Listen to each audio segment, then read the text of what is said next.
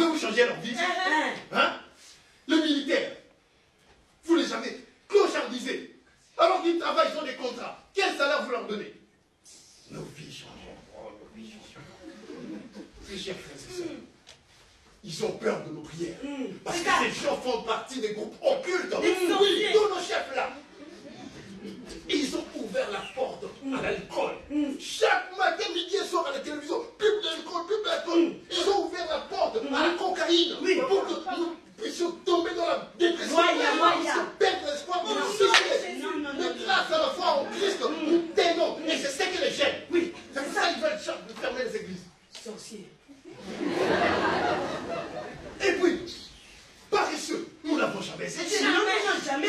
Ne savez-vous pas que pendant la colonisation, il fallait travailler 3 années de suite pour avoir droit à 2 mois de congé? Et quel travail! Nous avons connu des travaux harassants. En échange, des salaires qui ne nous permettaient ni de manger à notre faim, ni de nous habiller décemment, ni même d'élever nos enfants comme des êtres chers. Malgré cela, nous travaillons. Aujourd'hui, la majorité de la population est soit cultivatrice ou vendeuse. Les vendeurs commencent à quelle heure? 7h du matin jusqu'aux 23h. Vraiment. Et les cultivateurs comme nous autres, nous commençons au lever du jour, jusqu'au coucher du soleil, c'est-à-dire 18h. Ça fait combien d'heures de travail? Beaucoup, hein? Et vous nous traitez de paresseux.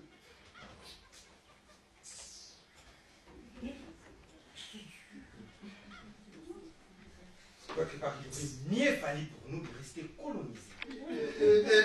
Son Excellence, Monsieur le Président, j'ai pensé la même chose que vous, mais j'avais peur de le dire. La situation est pire que pendant la colonisation.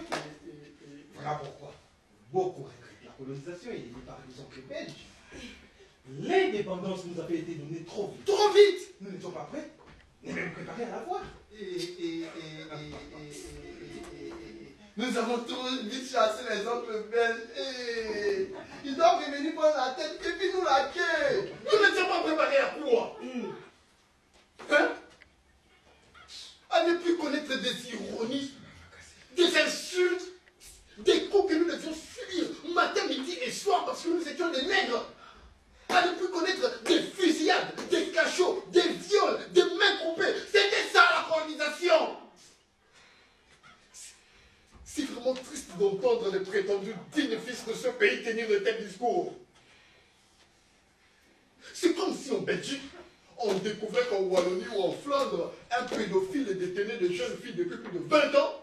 Au moment de les libérer, les familles de jeunes filles réagissent en disant « Oh non, nos filles ne sont pas encore préparées, elles ne sont pas encore prêtes à la liberté. Il faudrait que le même pédophile le prépare à la liberté. Au lieu de 10 viols par jour, qu'il passe à 8, 6 jusqu'à l'arrêt. Tout ça pour préparer. Non mais je rêve. C'est exactement ça.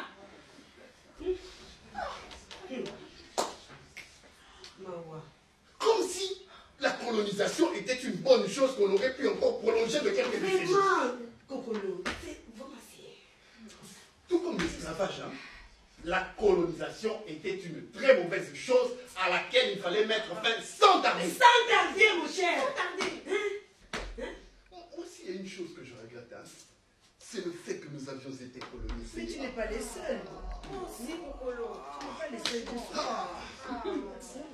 Et puis, entre nous, on est entre nous, il n'y a personne ici. Entre nous. Le roi Léopold II et les Belges, étaient-ils préparés à nous coloniser? Étaient-ils préparés à diriger un pays 80 fois plus grand et des milliards de fois plus riche que le leur?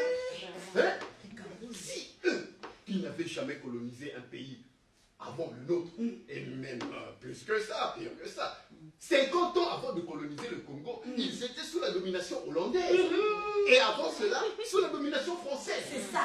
S'ils sont parvenus à nous coloniser, étions-nous incapables d'être indépendants alors que nous l'avions été des millénaires avant la colonisation? Quelle réflexion. Ouais, tu lis beaucoup, hein. Alors, comment expliques-tu l'échec des indépendances? Voilà. Expliquez, c'est à cause de vous. Il fait semblant. Vous là, vous nos frères, vous des élites indépendance pour la remettre aux Blancs. L'histoire d'Ambroise Boïmo illustre très bien cela. Ambroise Boïmo. C'est qui encore, toi aussi? Vous connaissez pas Ambroise Boïmo? C'est ton nom? C'est qui? Vous aussi, il faut lire et connaître votre histoire. Ah, nous mettons, tu lis beaucoup. Je vais vous raconter. Tu vas m'apaiser. J'étais tellement monté. C'était la veille de l'indépendance. Alors que le roi Baudouin, le roi des Belges, était arrivé au Congo pour soi-disant donner l'indépendance. Mais les Congolais, eux, savaient que l'indépendance ne leur a pas été donnée. Hein. Ils l'ont arraché. Alors il y a eu un homme nommé Ambroise Boïmo. C'est ça. Il a eu à cœur de montrer à la face du monde que l'indépendance n'a pas été donnée aux Congolais. Et que les Congolais l'avaient arrachée. Quel courage. Alors ce jour-là, pendant que le roi de Baudouin et sa voiture approchait, lui aussi, il s'approche.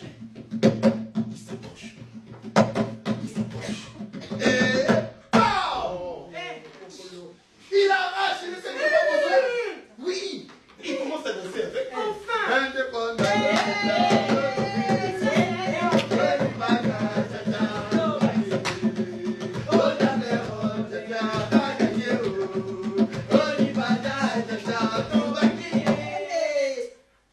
Quoi encore, papa?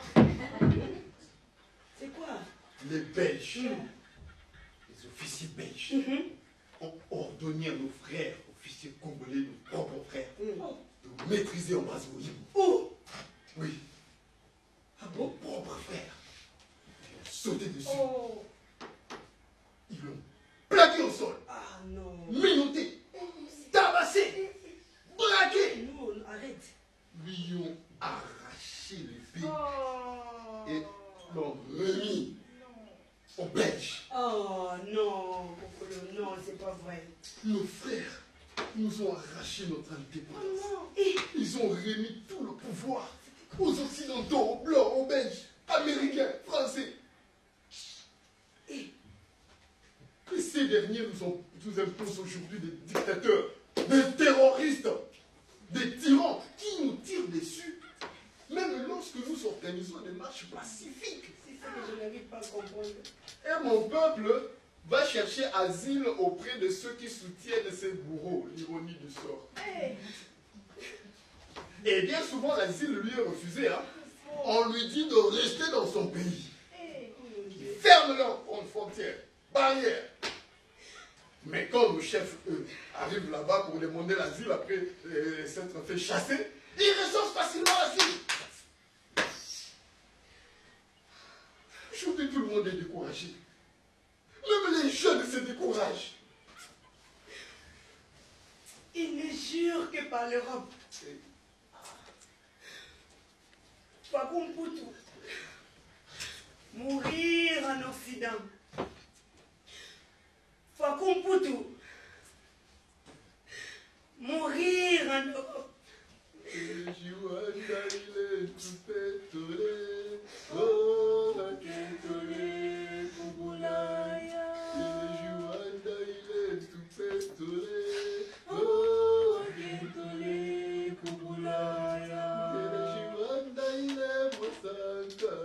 Jiwa Kentole